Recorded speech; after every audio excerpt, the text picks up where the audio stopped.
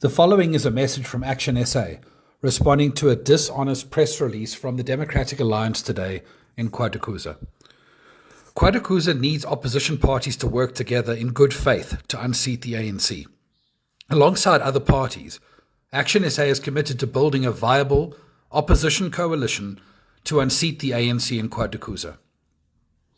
And we have an opportunity to do this on Thursday with a motion of no confidence to remove the ANC and to bring change to Kwadukuza, but it requires all parties to pull together and put the needs of residents first.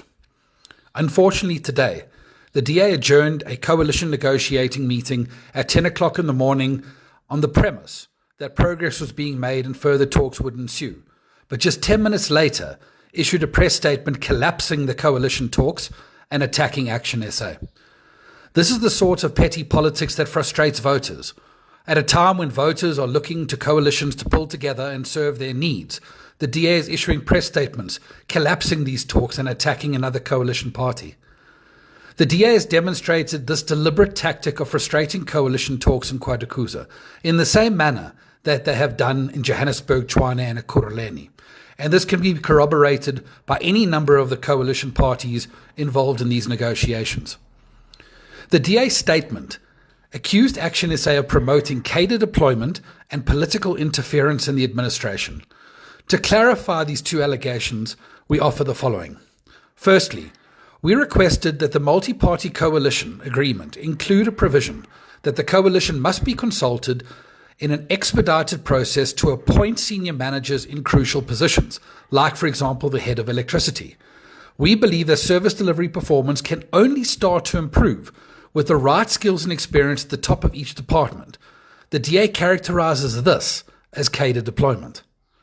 Secondly, we requested that the annual budgeting process receive input from each party involved in the multi-party coalition.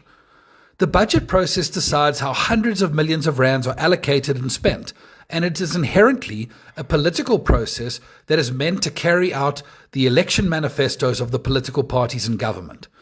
Without input from the new coalition, we cannot realign wasteful expenditure and take the millions that are wasted every year on catering and conferences and security and reprioritize them on the infrastructure needs of Kwadukuza.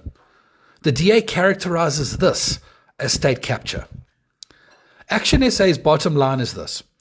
The DA called the coalition talks, but the coalition parties comprised in the talks only constitute 26 members, when 30 members are required for a majority decision on any matter in the council.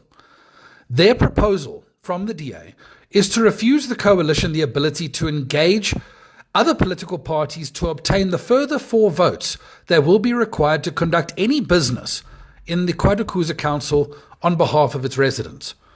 Such an approach will create instability in coalition because every decision and all of the consequent service delivery that follows will effectively be left to chance. The opportunity to replace the ANC with an opposition-led coalition government is before us.